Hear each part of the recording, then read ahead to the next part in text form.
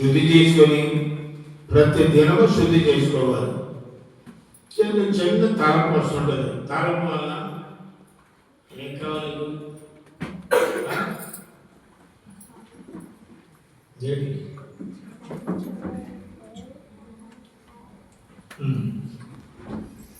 కనుక మనం నడిచే నడక, మనం చేసే స్నేహము పరిశుద్ధంగా ఉందా లేదా ఆలోచించుకోండి. దేవునికి ఇష్టంగా జీవిస్తున్నామో లేదా ఆలోచించుకోండి. ఏ పంట కోసం మనుషుడా ఏ విత్తనం విత్తావో అదే పంట కోసం. ఎవరైనా బాధ పెట్టేవనుకో, నిన్ను బాధ పెట్టాడు మరొకరు వస్తాడు. ఏదైనా అన్యాయంగా భూమి సర్వేరాలు లాగేసి చేర్చుకున్నామనుకో, ఈ ఆస్తి కూడా మరొకరు వేస్తాడు, లాగేయలేదు. అంటే మనుషుడు ఏ విత్తనం విత్తనం అదే పంట కోసం వాక్యం ఇక్కడే తీర్పు. నువ్వు ఎవరైనా బాధ పెట్టాలో, ఎవరైనా అన్యాయం పాడు చేసేవాళ్ళు, ఎవరైనా పాడు చేసేవాళ్ళు కావాలని నీ ఇంట్లో వాళ్ళు కూడా పాడు చేస్తారు. ఇక్కడే అంత తీర్పు ఉంది. ప్రభువు నమ్ముకున్న వారు పరిశుద్ధుడు. పరిశుద్ధి అక్కడ పోగొట్టుకోవడం వీల్లేదు. ఎప్పుడైతే నువ్వు బ్యాప్టిజం తీసుకున్నావో, మారు మనసు పొంది అభిషేకం పొందావో, నువ్వు అమడైపోయావు దేవుడికి మానవ సత్తులో ఆయన వచ్చి ఈ ప్రపంచంలో వచ్చి సర్వ మానవాళి కొరకు రక్తాన్ని కాచి తన రక్తం ఇచ్చి నీ ఆత్మను, శరీరాన్ని, ప్రాణాన్ని కొనుక్కున్నాను. కనుక నీ శరీరంతో నిష్టానుసారంగా ఏ పాపం చేయడానికి అధికారం లేదు. తల్లి పాపం చేస్తే అది పిల్లలుగా వస్తుంది. ఇప్పుడు బాగా ఉంటావు, పిల్లలు బాగా ఉంటారు. ఎవరి కాలం వచ్చినప్పుడు తల్లి గోరి ఏడ్చే టైం వచ్చేస్తుంది. నేను కూడా ఇలా చేశాను, ఎలాంటి పనులు చేశాను. అప్పుడు మాస్టర్ గారు చెప్పారు, నేను వెళ్ళలేదు, ఇంకా పాపం చేస్తున్నాను అని ఆ పిల్లలు బట్టి ఏడుస్తూ సరైన పెళ్ళవో వచ్చి అల్లుడు దుర్మార్గుడు, దుష్టుడు అని ఎంతో ఉపవాసాలని ప్రార్థన చేసి అప్పుడు నువ్వు బాధపడితే లాభం లేదు. నువ్వు శరీరంతో ఉండగానే చాలా జాగ్రత్తగా ఉండాలి. ఈ శరీరం నీకు కాదు. బ్యాప్టిజం తీసుకున్న వెంటనే నీ శరీరం అమ్మీసో దేవుడికి. అది మాత్రం ఎప్పుడైనా ఎవరైనా గమనించారా? నీదనుకుంటున్నావా? కాదే. ఎలాగా మనం భూ సంబంధం వాళ్ళు కాము, పర సంబంధముల వాళ్ళు, పరలోకానికి అధిపతి అయిన యేసుక్రీస్తు ప్రభు ఆయన కొనుక్కున్నాడు. మానవ సంతలోకి వచ్చి రక్త గురించి కొనుక్కున్నాడు. కనుక ఈ కొనుక్కున్నాడు. నువ్వు నీ సొత్తు కాదు, నువ్వు నా సొత్తువి. ఎవడైనా అది నా శరీరంతో, నా ఆలయంతో పాపం చేసేలా వాళ్ళు విడిచిపెట్టను అంటున్నాడు. కొంతమంది చాలా గ్రామాల్లో చూస్తున్నాను, భర్త ఉండగానే భార్య తప్పు చేస్తాడు, భర్త ఏమనలేడు. భార్య ఉండగానే భర్త తప్పు చేస్తాడు, భార్య ఏమనలేదు. మరి ప్రభు నమ్ముకున్న వారే. కానీ తీర్పు ఒక రోజు ఉన్నది అని గుర్తు చేసుకోవాలి. ఈ శరీరం ఇష్టానుసారంగా జీవిస్తున్నాం, కానీ నీకు తీర్పు ఉంది. తర్వాత నీ పాపము నీ పిల్లలకి 3-4 తరాలు వెళ్ళవాలి. నువ్వు చేసిన పాపానికి వాళ్ళు కూడా ఘోరంగా ఉంటారు. కనుక అవన్నీ గమనించుకొని మానవుడు భూలోకంలో ఆయుష్కాలం, ఉన్నతకాలం జీవించాలి. ఎప్పుడైతే పాపాన్ని విడిచిపెట్టే పరిశుద్ధ శక్తిని పొందుతావో అప్పుడు ఆయుష్కాలం పొడిగించబడుతుంది. తర్వాత నువ్వు చేసిన పనులకు నిజమైన పశ్చాత్తాపడతావు. పశ్చాత్తాపడి కన్నీరు కార్చి రెండోసారి చేయని ప్రభువా, ఈసారి క్షమించు. ఎవరైతే అడుగుతారో, విడిచిపెడతారో, పాపంలో వెళ్ళరో వారిలో దేవుడు ఉంటాడు. ఎందుకంటే వారు దేవుడు రక్తంలో కడగబడేవారు పరిశుద్ధ స్థలంలో నివాసం చేయడానికి రాబోతున్నారు. ఆయన ఉంటేనే నువ్వు లోకంలో పాపం చేయకుండా ఉండగలవు.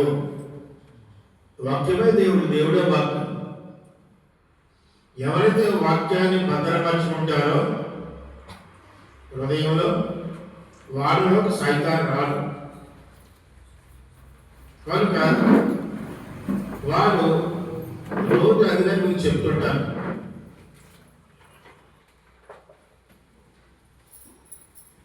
ఏమని? మరి వాక్యము కడతపడి వాక్యమే దేవుడే వాక్యం. కాబట్టి వాక్యం హృదయంలో ఉందంటే దేవుడు ఉన్నట్టు లెక్క. దేవుడు నీలో ఉంటే వెలుగున్నట్టు లెక్క. చీకటి పోయింది అన్నమాట. చీకటి ఎప్పుడైతే పోయిందో మరి దేవుడు లోపల వచ్చి వాసం చేస్తాడు. ఈ ఇంటిని లోపల కూర్చొని ఎక్కడెక్కడ నరాల్లో ఉన్న జీర్ణించి ఉన్న పాపాన్ని శుభ్రంగా అందించే కాల్చేసి వాళ్ళని పరిశుద్ధులుగా చేస్తాడు. పాపం అంటే అసహ్యం వేస్తుంది. వారే మారుమనసు మొదలువారు. పాపం అంటే మళ్ళీ మనసు రెండోసారి పాపం చేయకుండా ఉన్న మనసు ఉంటుంది. దాన్ని మారుమనసు అంటారు. అయ్యో నా భర్త చూడటం లేదు, నా భార్య చూడటం లేదు కూడా కాదు. దేవుడు ఉన్నారు. అమెరికాలో ఉన్నారు, లండన్లో ఉన్నారు, విశాఖపట్నంలో ఉన్నా, కొత్తూరులో ఉన్నా, మాగాడిలో ఉన్నా, ఎక్కడ ఉన్నా ఆయన నీ దగ్గర ఉన్నాడు. సర్వాంతర్యామి. పిలిస్తే పడుగా అన్నాడు. ప్రపంచం అన్ని చోట్ల ఉన్నాడు. ఇప్పుడు పిలిస్తే వస్తాడు. ఆ పిలిచి వచ్చే దేవుడిని నీ హృదయంలో దాచుకుంటే నీ కీడు రాదు, పాపలు పడవు, ఆలోచన ఉంటుంది. ఎవరితో స్నేహం చేస్తున్నావో కాస్త ఆలోచిస్తావు. తీయని మాటని పడిపోతారు కొంతమంది. అది చాలా ప్రమాదం. నిన్ను ఎదుగుతున్నావు కాబట్టి నువ్వు ఎదుగుతున్నా నిన్ను సైడ్తో చూపించి సైడ్ చేసేస్తాడు. ఒకసారి కాలు జారిందనుకో చాలా ప్రమాదం. కనుక మనం దేవుడు కోరుకుంటున్నదా ఒకటే, నీకు నా శరీరాన్ని ఇచ్చాను కదా, ఇది నా ఆలయం కదా, నువ్వు జీవితాంతం కూడా పరిశుద్ధాత్మ శక్తి పొంది నువ్వు ఈ లోకం విడిచిపెట్టే వరకు కూడా పరిశుద్ధంగా జీవించి అనవసరం మాట మాట్లాడదు, అనవసర జీవితం జీవించిన పాపంతో స్నేహం చేయక. అది బైబిల్ వాక్యాన్ని అయ్యాయి. పాపం ఏడిదేది ఎంత ఒకటి లక్ష్మి ఏమో చెప్పు.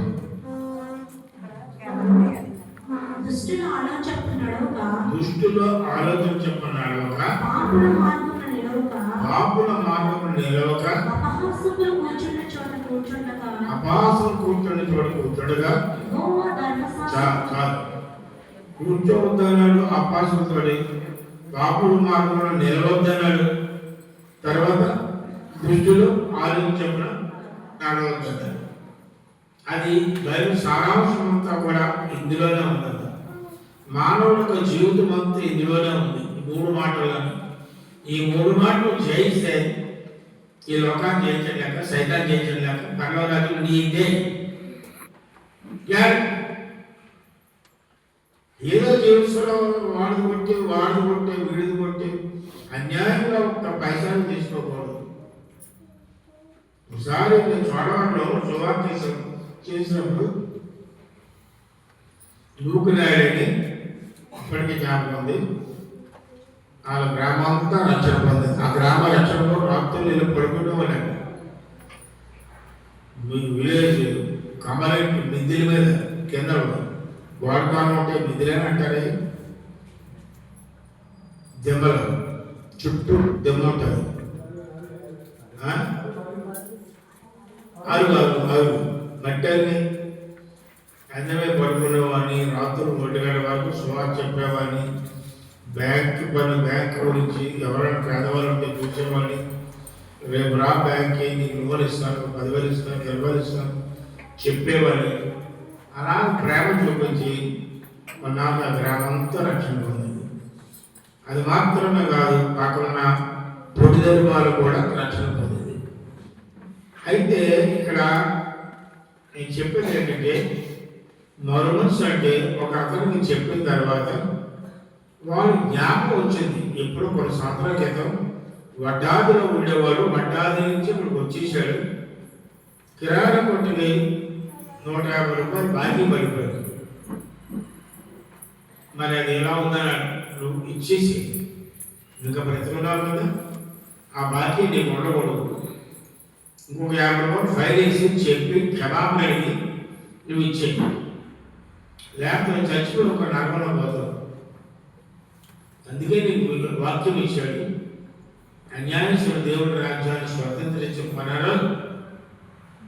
కాబట్టి నువ్వు వెళ్ళించమంటే వెళ్ళాడు. ఆ శెట్టి గారితో చెప్పాడు, నేను నూకిరానండి, కొన్ని సంవత్సరాలు అయింది మీ దగ్గర, కిరాణా సామాన్ 150 రూపాయలు తీసుకున్నాను, మర్చిపోయి పక్క గ్రామానికి వెళ్ళిపోయానండి, నువ్వు జ్ఞాపకం ఎవరో జ్ఞాపకలేదు బాబు అన్నాడు. బాబుడు కొన్ని సంవత్సరాలు అయింది అక్కడ, కానీ అది దేవుడు జ్ఞాపకం చేశాడు నా ద్వారా. దేవుడు జ్ఞాపకం చేసిన తర్వాత ఎందుకు చేశాడు? దేవుడు అతను ప్రేమిస్తున్నాడు. దేవుడు ఉద్దేశం ఒక గ్రామంలో, బయటలో, పండల్లో, నరమావతుల మధ్యలో మధ్య కూడా ఎవ్వరూ నశించి నరకానికి పోకూడదు ఆయన ఉద్దేశం. కాబట్టి ఆయన నా దగ్గరికి వచ్చాడు, సువార్త ప్రకటించడం జరిగింది, ఆ సత్యంలోకి వచ్చాడు, కరెక్ట్గా జీవితం మొదలుపెట్టాడు.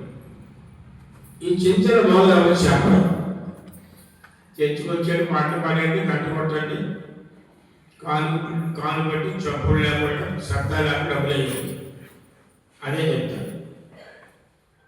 ఇక్కడ కాదు, అంత రంగంలో పాపాన్ని కూడా గ్యాలం వేసి చేస్తాను. ఏంటంటే పడాలంటే ఏంటి వేయాలి? గ్యాలం చూసాడు, అది కట్టి రాస్తున్నావా? కనుక చాలా జాగ్రత్తగా ఉండాలి. ఈ దినం ఆ సబ్జెక్ట్ గురించి మాట్లాడుకుందాం. గలతీయులు 6:8. గలతీయులు 6:8. ఏలయనగా తన శరీరేచ్ఛలను బట్టి శరీరేచ్ఛలను బట్టి విత్తువాడు తన శరీరం నుండి స్పెషల్ శ్రమ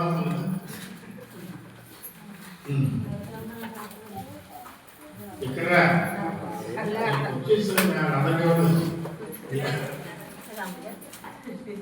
చెప్పు. శరీరేచ్ఛలను బట్టి విత్తువాడు తన శరీరము నుండి క్షయమైన పంట కోయును. ఆత్మను బట్టి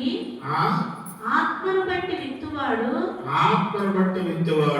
ఆత్మ నుండి నిత్య జీవమైన పంట కోయును. రెండు రకాల పంటలు ఉన్నాయి.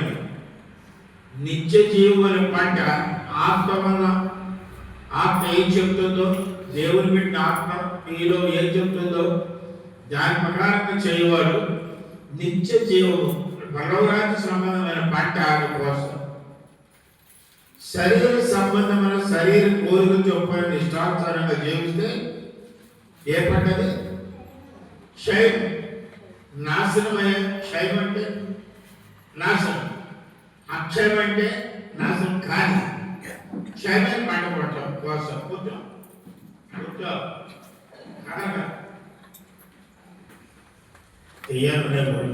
కావాలని నీకు కావాలి, ఒక దేని తీసుకో, దాని పక్క దేహం కావాల్సిన నా దగ్గర రండి, ఫ్రీగా ఇస్తాను, డబ్బులు వద్దు. కాబట్టి శరీర ప్రకారంగా, శరీర కోరిక చొప్పున, శరీర తలంపు చొప్పున విత్తువాడు, ప్రకారంగా చేయువాడు అక్షయమను పంట కోసం. క్షయమైన పంట కోస్తారు.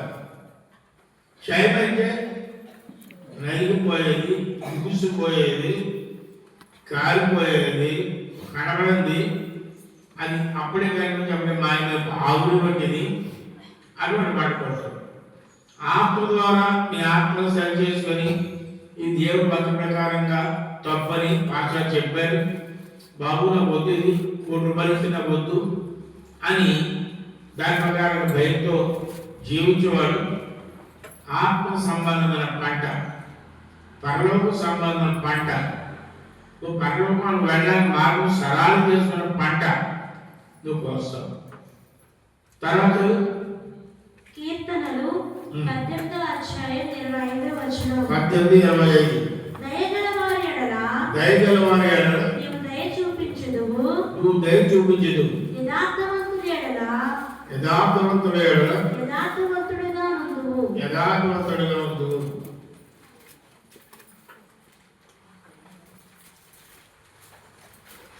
దయగల వారి ఎడల నువ్వు దయ చూపించదు. యథార్థవంతుల ఎడల యథార్థంగా ఉండు. యథార్థవంతులు పరలోకరాజు వారిదే, నీతిమంతులు పరలోకరాజు వారిదే. మన జీవితంలో రోజు చేస్తున్న మాటల్లో కానీ, తలంపులో కానీ, క్రియల్లో కానీ, నడకల్లో కానీ, పరకల్లో కానీ నువ్వు యథార్థంగా జీవిస్తున్నావా? చేసిన తప్పులు ఒప్పుకుంటూ ముందుకు సాగిపోతున్నావా? చేసిన తప్పులు దాచుకుంటూ ముందుకు సాగుతున్నావా? మనుషులకు మనుషులతో దాచుకోవచ్చు, కానీ దేవుని దాచుకోలేవు. అక్కడ రికార్డ్ అయిపోతుంది. తర్వాత తీర్పులోకి రావాల్సి వస్తుంది. తీర్పు అనగా జడ్జిమెంట్. ఊర్లో అతను తప్పు చేసేటటువంటి మీ ఊరు ప్రెసిడెంట్ గారు తీర్పు తెలుస్తారు. ఒరే వాడు హాస్టల్ లాగిస్తున్నాం, అన్యాయం నువ్వు ఇచ్చి, లేకపోతే ఊరి నుంచి వెలివేసేస్తాను ప్రెసిడెంట్ గారు చెప్తే వెంటనే వాడు ఇచ్చేస్తాడు. తప్పు ఒప్పుకున్నాడు, క్షమాపడతాడు, నువ్వు చేయని తీర్మానం చేస్తాడు. కనుక యథార్థంగా మనం ఉండాలి. నీ మాట అమలు అంటే అమలు, కాదు అంటే కాదు. చేసావా? చేశానండి, తప్పైపోయిందండి, ఇక మీద చేయనండి, క్షమించండి. అది దేవుడు. అవును అంటే అవును, కాదంటే కాదు. చేసిన తర్వాత చేయలేదండి, నా మీద నీ మీద ఇది యథార్థత లేదు. అబద్ధం అనేది జీవిస్తున్నాం. నీ మాటలు కాదు, నీ ప్రతి మాటకి తీర్పు ఉన్నది. ప్రతి మాటకి లెక్క గొప్ప చెప్పవలసి ఉన్నది. ప్రతి మాట కూడా గాలిలో అనేక చిన్నప్పుడు అనేక మాటలు మాట్లాడారు. పాప సంబంధం అనేవి, నీతి సంబంధం అని మాట్లాడారు. ఎక్కడికి పోలేదు, గాలిలోనే ఉన్నాయి. అప్పుడెప్పుడో ఒకసారి పేపర్లో వచ్చింది, అమెరికాలో ఒక అతను చనిపోయాడు. తల్లిదండ్రులు పిల్లలకి ఏం చెప్పలేదు. చెప్పింది కానీ ఒక మిషన్ కనిపెట్టారు. ఆఖరి వాళ్ళు ఏం చెప్తారో మిషన్ పక్కన పెడితే ఆ చర్చలు దాని ఉద్దేశం, ఆకుల ఉద్దేశం ఈ ఆశావళి వాళ్ళు, ఈ ఆశావళి వాళ్ళు చెప్తారు. ఆ మిషన్ పెట్టిన తర్వాత అలాగే కనిపెట్టారు. ప్రాణాన్ని ఇవ్వలేదు. కాసేపు మాట్లాడించడానికి తన మనసులో ఉద్దేశాన్ని, ఆశపరచడం నుంచి పిల్లల వరకు ఏమైతే అనుకున్నాడో చెప్పడానికి 10 నిమిషాలు పోకుండా మాట్లాడతాడు. సరే, ఇక్కడే మానవుడు మిషన్ కనిపెట్టాడే. పరలోక రాజ్యంలో నువ్వు చిన్నప్పటి చేసి చెట్లెక్కి బాలుగా తెప్పేసి ఎన్నెన్నో చేస్తున్నావు, పక్కన కోడుకొని తినేస్తున్నావు, ఎన్నో రకరకాలు చేస్తున్నావు. ఇవన్నీ దేవుడు కలుదృష్టి కప్పలేవు కదా. అది మాత్రం గమనించుకోండి. ఏమి చేసినా ఎవరి దగ్గర డబ్బు నుంచి అన్యాయంగా వస్తువులు కొని డబ్బు తక్కువలో అప్పచెప్పి తక్కువ డబ్బు చూడడం అనుకున్నదాన్ని అది రికార్డ్ అయిపోతుంది. యాక్చువల్లీ ఎంత తీసుకున్నావు, ఎంత ఇచ్చావు, ఆ డిఫరెన్స్ ఎంత చూస్తాను. 100, 10, 5. దాని తగినట్టు ఇంటికి వచ్చేసరికి నీకు పిచ్చి ముక్క ఖర్చు, పడుకున్నాడు ఎనక ఖర్చు అది చేస్తాడు. దాన్ని ప్లస్ మైనస్ ఈ లోపల శిక్షలు వచ్చేసి ఉంటాయి. అన్ని శిక్షలు పరమ రాజ్యంలో వెళ్ళిన తర్వాత ఒప్పుకోకపోతే నరకం తప్పదు, తీర్పు తప్పదు. కానీ ఈ లోపల వాడుగా కొంచెం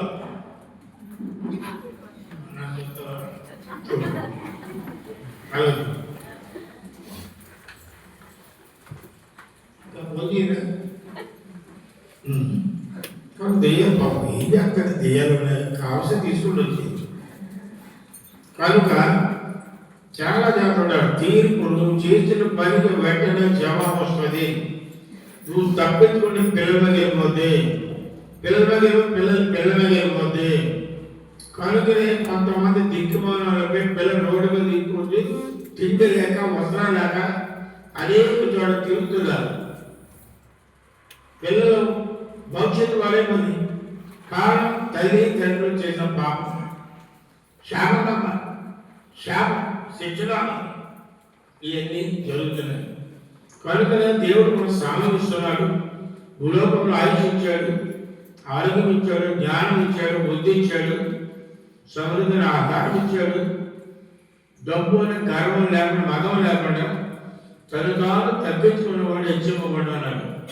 నేల మట్టికి వంగుకో, ఆ రెండు కార్యాలు జరుగుతాయి. ఎవరైనా నేల మట్టి వంగిపోయి వాళ్ళు ప్రేమిస్తే నువ్వు అధికారమైనా ఎవరైనా ధనవంతుడైనా కోటీశ్వరుడైనా నేల మట్టి వంగుకో. అవసరం కదా పాదాలు పడిన పాదాలు పడుగు.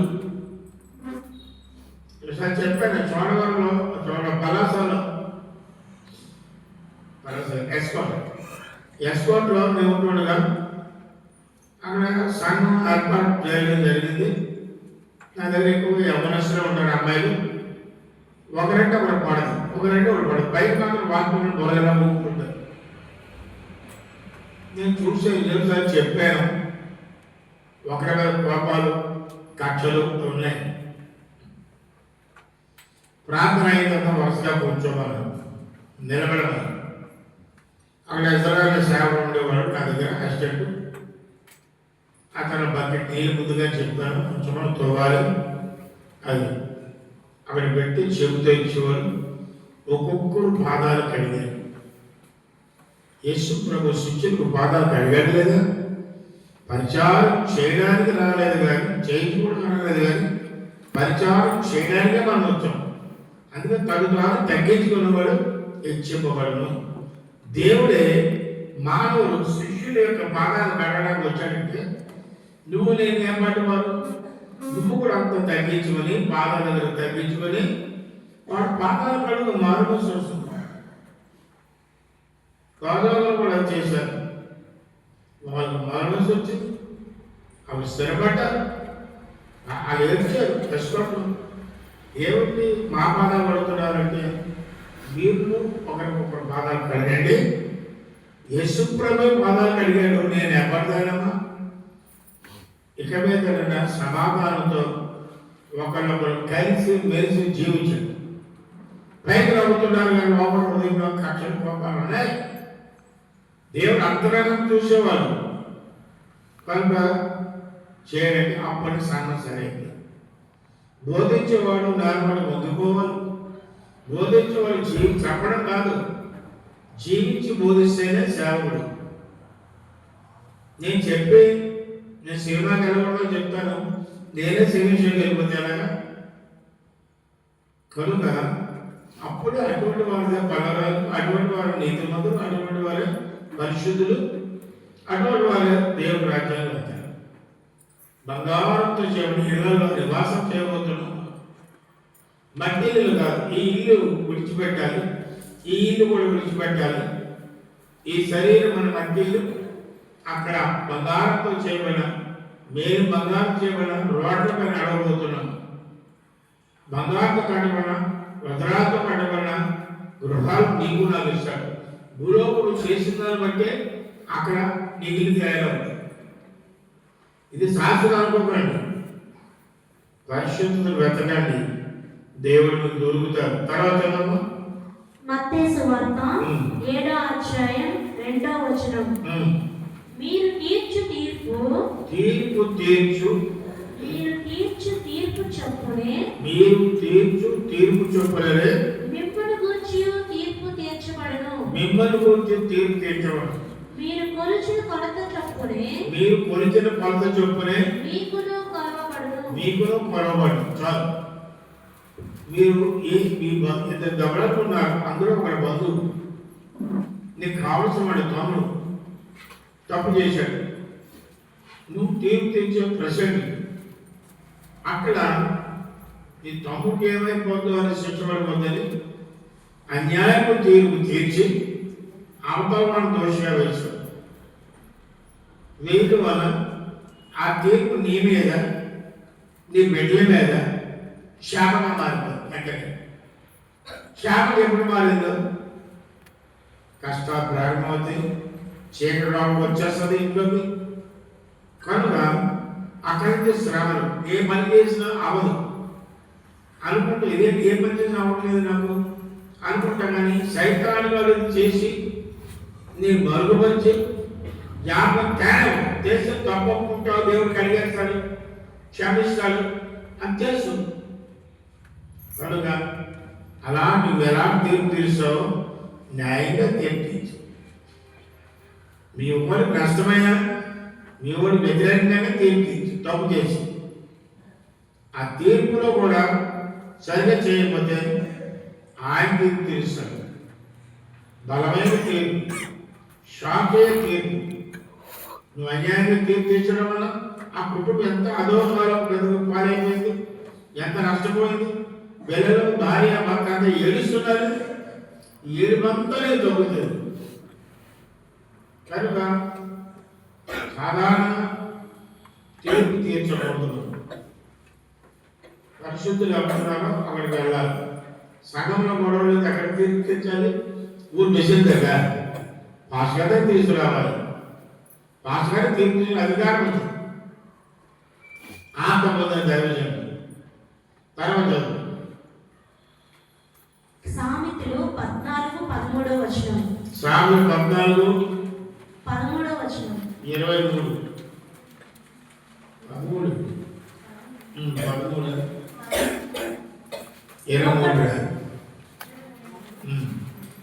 ఏ కష్టము చేసినను లాభమే కలుగును, వట్టి మాటలు లేమిడికి కారణములు. ఒకడు నవ్వు చుండినను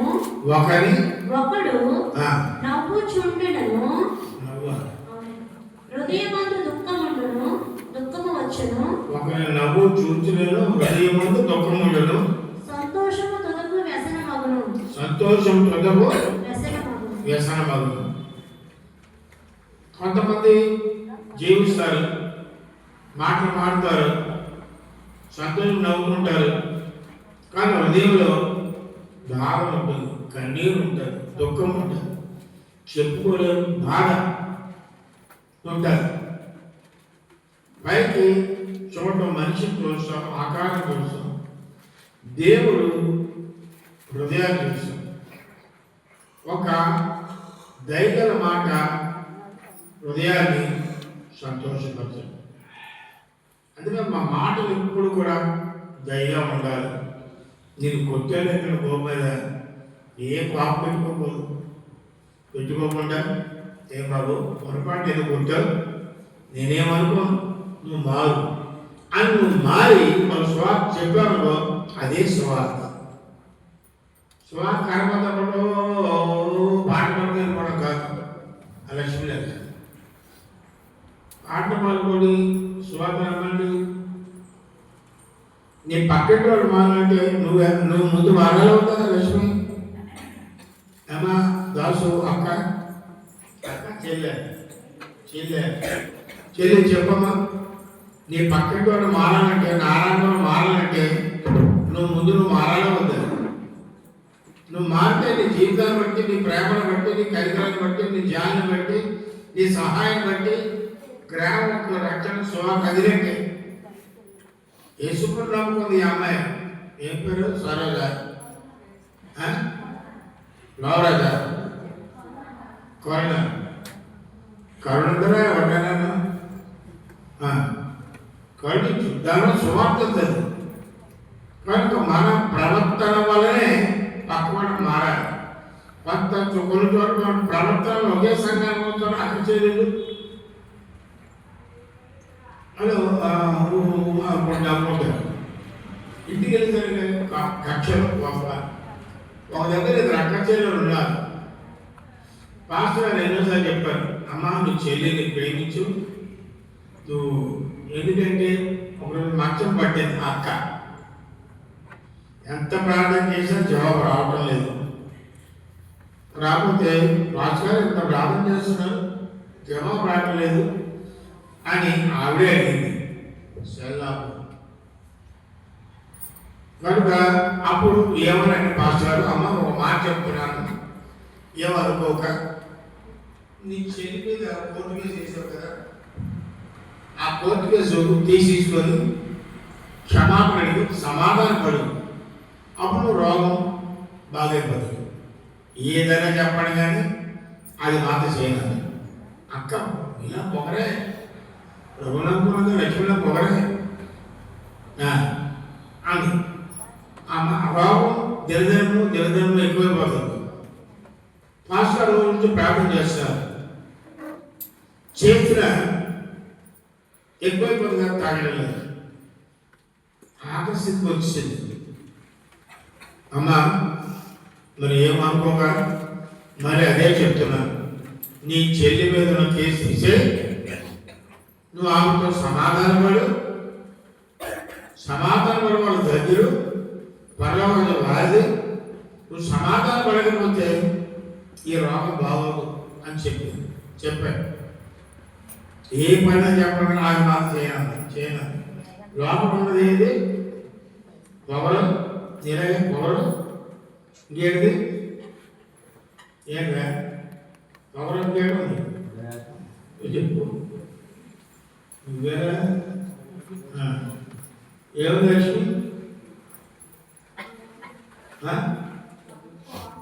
కోపం, నిరగే కోపం, ద్వేషం, పొగరు ఉంది. పాస్టర్ గారు క్షమాపణ సమాధానం పడుతున్నాడు.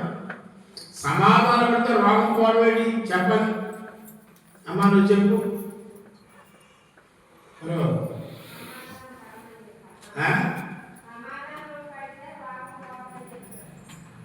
చెప్పాడేమయ్యా, నేను అదే చెప్తున్నాను. దాని లాభం ఏంటి, ఎందుకు అలా చెప్పాడు? మందు లేకుండా బాధైపోతాడు. చెప్పమ్మా జంగాలమ్మ, సమాధానం ఆమె వస్తుందా? నువ్వు మీ ఆయనకి సమాధానం ఉన్నావా?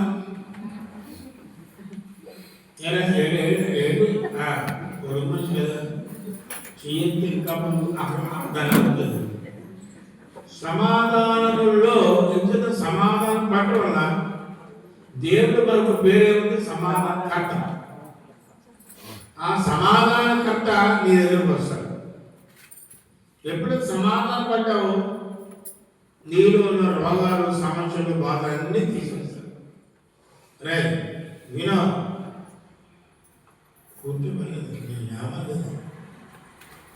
కాబట్టి సమాధానం పడాలి. ఇప్పుడు మీరు చూడండి, మీకు ఏదో సమస్య ఉన్నారు, మీ ఊర్లో, మీ ఇంట్లో, పక్కింటోళ్ళు ఏదో ఊర్లో నీకు విరోధులు ఎవరో ఉన్నారు. వారంటే నీకు పడదు, నువ్వంటే వారికి పడాలి. ఇప్పుడు ఏం చేయాలి మనం? అమ్మా నీ పేరేంటి? జగన్మాల స్వాతి. చెప్పమ్మా, మీ ఊళ్ళో మీ పక్కింటి వాళ్ళు, ఎదుటి ఉన్నారు, మీ అమ్మగారి ఇంటి దగ్గర ఎవరు ఉన్నారు, అందరితో సమాధానంగా ఉన్నావా? ఎవరి చిన్నది ఉందా? ఎదురైతే వేపకాయ వేపకాయ పాపం ఉందా? అబద్ధం మీ ఆయన ముందు అలా మీరు చెక్ చేసుకున్నాను. ఆ చెక్ చేసుకుని వాళ్ళతో నువ్వు వెళ్ళి సమాధానం పడితే వెంటనే సమస్య విడుదలైపోద్దమ్మా. ఉపవాసాలు అంటే ఇలా ఊగి ప్రార్థన చేయనవసరం లేదు. అంతటా అందరితో సమాధానం ఎవరైతే ఉంటారో సమాధానకర్త దేవుడు వారిలో ఉంటారు. ఇంకా సమస్య ఎలా వస్తుంది? అదొక లక్ష్మి చెవుడుందా లేదు. కాబట్టి కొంతమంది సమాధానం లేదు. ఎవరితో ఏదో చిన్న పక్కింటి వాళ్ళు, మీ ఊళ్ళో ప్రెసిడెంట్ తోటి అవుతాడు, ఏదో గొడవ ఏదో ఉంది. ఇప్పుడు నీకు నెమ్మది లేదు, నీ ప్రార్థన ఆలోచించలేదు. కారణం ఆ ప్రెసిడెంట్ ఎవరైతే విరోధం అతను కూడా దేవుని పెట్టే చర్చికి రాడు, దేవుని నమ్ముకోలేదు, విగ్రహారాధులే, ఆయనలో అతని సహోదరుడు. ఆయన ప్రేమించాలి కదా, ప్రేమిస్తేనే అందులో అయినప్పటికీ ఎవరైనప్పటికీ హలో బ్రదర్ బాగున్నావా, నా తప్పుని క్షమించండి అని అంటే నీకు వెంటనే జవాబు వచ్చేసింది. జవాబు కొరకు ఉపవాసం ఉండి బాడీ నలబట్టుకొని సన్న ఏడకలాగా అయిపోయి తూలీలాగా అయిపోయి ఎగిరిపోయినట్టు ఉండకూడదు. ఉపవాసం అంటే వెంటనే జవాబు రాదు. నీ లోపల అంతరంగంలో ఉన్న పాపాన్ని ఒప్పుకోవాలి. అది తర్వాత 2 కొరింథీ 9వ అధ్యాయం 6వ వచనం. కొంచెముగా విత్తువాడు కొంచెముగా పంట కోయును,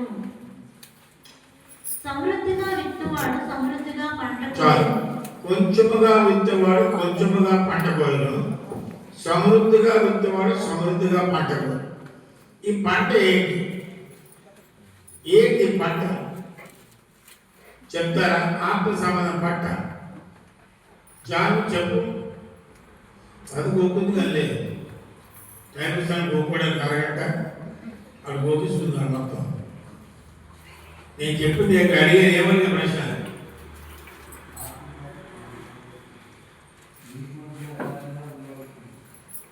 అవును రాదు ఏమన్నాను? కొంచెముగా విత్తవాడు కొంచెముగా పంట కోయను, విస్తారంగా విత్తవాడు విస్తారంగా పంట కోయను. అర్థమైంది? కోత విస్తారంగా ఉన్నది, కోరికకు 10 వారు లేరు అంటున్నారు. ఏ కోత? ఆత్మ సంబంధమైన కోత. అనేక మంది గ్రామంలో ఉన్నారు, ప్రభువు తెలిసిన వారు ఉన్నారు, సరైన సర్వసత్యం నడవక లోపల అటు ఇటు ఉన్నవారు ఉన్నారు. కొంతమంది సంఘానికి 10 రోజులు అవుతారు, కొంతమంది సంఘానికి ఇంకో సంఘానికి వెళ్తారు. అలాగే ఆత్మ జీవితంలో స్థిరపడతారా, బలపడతారా, పరిశుద్ధంగా జీవించగలరా? అది గమనించు. కనుక దేవుడు సమాధానకరమైన పంట కోయమంటున్నాడు. సమాధానకర్త నీలో ఉంటే పంట మంచి పంట కోస్తాం. ప్రతి క్షణం ఏముండాలి నీలో? సమాధానం, కరుణ కరుణ కరుణ. ఇది అమ్మాయి లక్ష్మీతో సమాధానం ఉన్నావా? అక్కడ కూర్చున్నారు ఊరిలో రైతులు మడిపోతున్నాయి. నువ్వు దొరికితే తొందర చూస్తుంది, లక్ష్మి తగ్గిపోతుంది, నువ్వు తొందర చూస్తుంది. పైకి మాత్రం మనుషులు బాగా ఉంటారు, అంతరంగా చూసేవాడు దేవుడు. కనుక ఈ విధంగా మనం హృదయాన్ని చక్కగా చేసుకొని దుష్టులకు దూరంగా ఉండి పాపతో స్నేహం చేయక అపాసతో కూర్చుండగా అంటే రచ్చబండి దగ్గర అంటే ఇష్టాంతరం మాట్లాడుకుంటారు. కొంతమంది ఆడవాళ్ళు గుంపులు కూర్చుంటారు సాయంకాలం, అంటే ముస్లిం ముచ్చట్లు. అలాంటి ముచ్చట్లు కూడా మనం కూర్చోకూడదు. ప్రతి క్షణం అన్ని విధాలుగా నువ్వు నేను పరిశుద్ధంగా ఉండాలని, ప్రభు రాకడ వస్తే రాకడలో వెళ్ళిపోవాలని ఆయన ఉద్దేశం. అన్ని ఇష్టానుసారం స్నేహం చేసి అందులో నువ్వు జీవిస్తూ ఉంటే అందరికీ క్రైస్తవుడికి నీకు తేడా ఏముంది? క్రైస్తవుడు అయినప్పటికీ మారమోసు లేదు, పూర్తిగా మారలేదు. ఏదో ఆదివారంలో కనబడుతున్నావు, శనివారం సోమవారం శనివారం వరకు లోకసుతో మారుతాం, రాజులతో మారుతాం, ఆ పార్టీ అంట ఈ పార్టీ. ఏ పార్టీ? నువ్వే పార్టీ? ఎవరు? ఏ పార్టీ? ఇది భూ పార్టీ అండి. ఏం పార్టీ? లక్ష్మి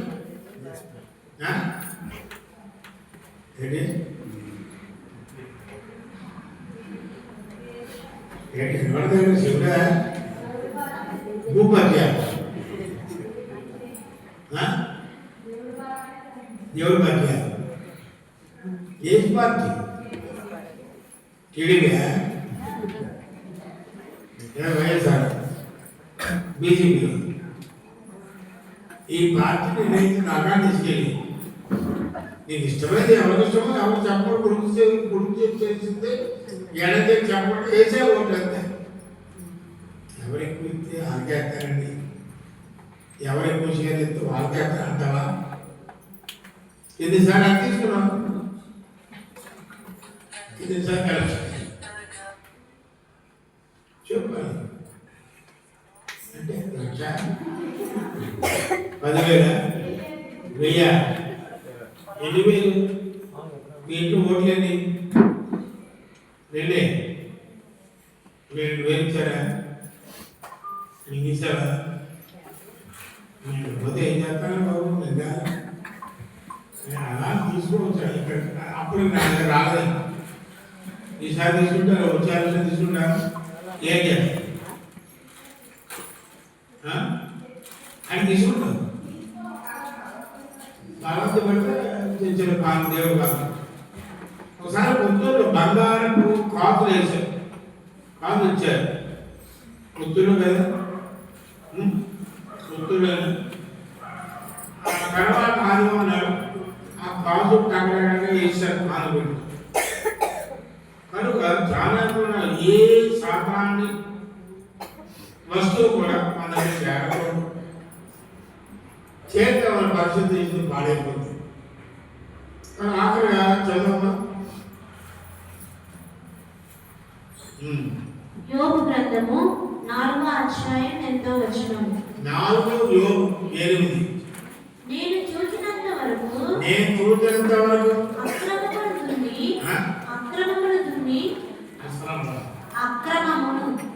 అక్రమం నుండి దున్ని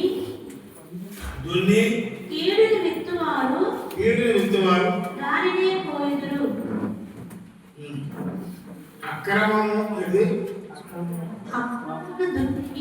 అక్రమము దున్ని విత్తువాడు దానినే కోయుదురు నువ్వు అక్రమంగా జీవించి కీడుని విత్తనాలు వేస్తే దాన్నే కోస్తావు ఇప్పుడు కీడులు శోధనలు అన్యాయాలు అక్రమాలు శాంతి లేక సమాధాన క్రైస్తవులు అయినప్పుడు కూడా జీవిస్తున్నారు కారణం ఎప్పుడో ఎక్కడో కీడు విత్తావు ఎవరికో అపార్థం తలపెట్టావు ఎవరి మనసులో గాయపరిచావు నువ్వు మళ్ళీ మంచి విత్తనం మంచి శాంతి సమాధానం రావాలంటే నువ్వేం చేయాలి అమ్మా చెప్పు లక్ష్మి ఏం చేయాలి చెప్పు నీకు తెలిసిందే చెప్పులే రాబోతు ఊరుకో ఏదో ఎంబీబీఎస్ అనుకున్నా నువ్వు చెప్పావు మోహనం అక్క చెల్లె అక్క ఇవాళ వచ్చావా రావా రావు పోనీ బాగా వస్తారు బాబా కిడ్నీ రాలుకొని దేవుడు కార్యం చేయదే కరెక్ట్గా జీవిస్తారు ఈ కుటుంబం మోహనం అక్క రామ అందరూ కూడా కనుక హృదయాల్లో శాంతి సమాధానంతో జీవిస్తున్నారు మనుషులు విత్తనాలు విత్తుతాం అదే పంట కీడు విత్తితే కీడైన విత్తనం మామిడిగా ట్యాంకర్ వేస్తే మామిడి మొక్క మిరపకాయ మొక్క వేస్తే మిరపకాయ విత్తనం వేస్తే మిరపకాయ అవుతుందా మాడిగా అవుతుంది మిరపకాయ అలాగే నువ్వు చెడు కీడు విత్తితే నీకు కీడు చెడు వస్తుంది కనుక ఈ రోజు నుంచి మనం విత్తే ముందు ఆలోచించి